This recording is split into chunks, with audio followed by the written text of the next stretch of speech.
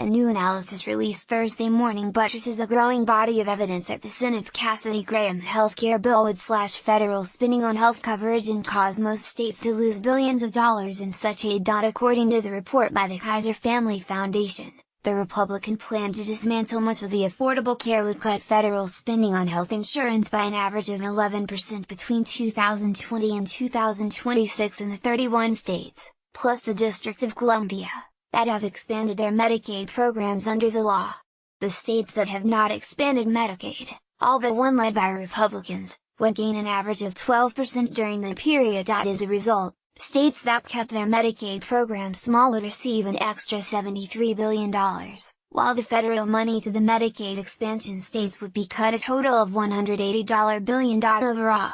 The analysis by Kaiser, a respected health policy organization, predicts a slightly smaller decrease in other assessments of government spending. The pending bill, which is known by the names of its primary sponsors, Senators Bill Cassidy of Louisiana and Lindsey Graham of South Carolina, would abolish key aspects of the ACA, replacing most of the law's rules with block grants to states and ending the way Medicaid has worked for more than a half-century. Using a different method of calculating the legislation's effects, Kaiser forecasts an overall reduction of $160 billion between 2020, when most of the bill's changes would begin, and 2026, when it would stop funding the block grants. That compares with $215 billion less in federal spending predicted in an analysis this week by Avalere Health, a consulting firm, and $243 billion in a report by a liberal think tank, the Center on Budget and Policy Priorities. All three analyses show that, no matter whether Congress renewed spending for the block grants after 2026, federal aid for Medicaid would plummet across the country because the program's entitlement funding would be replaced with a per-person cap.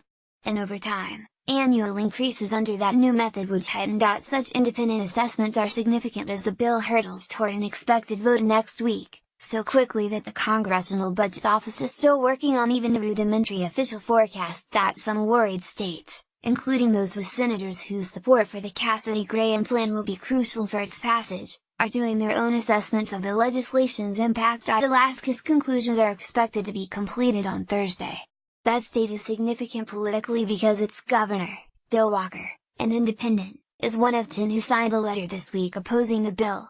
Alaska Senator Lisa Murkowski, a Republican, is widely considered a key swing vote on the measure.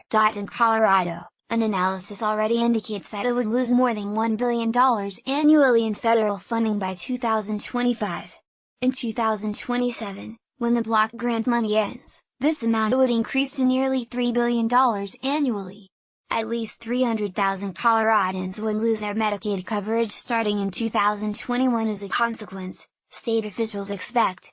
By 2026, the number would hit 350,000 and then keep climbing. Kaiser had hoped to produce estimates of the plan's effects on the number of Americans with insurance coverage, but President Drew Altman said that it proved too difficult to predict what health policies each state would adopt to use its block grant. Juliet Eilperim contributed to this report.